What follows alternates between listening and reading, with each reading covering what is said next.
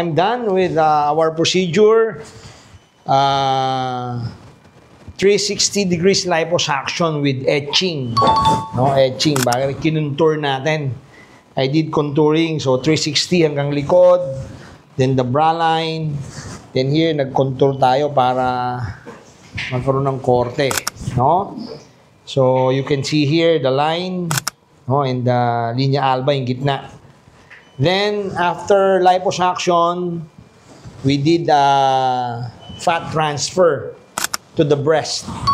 No? So, ayaw kasi ng patient ng implant.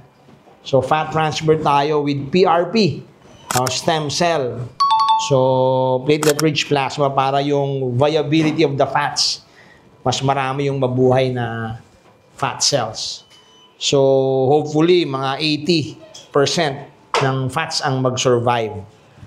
So, that's it. We will see her after a week. So, another day, another surgery.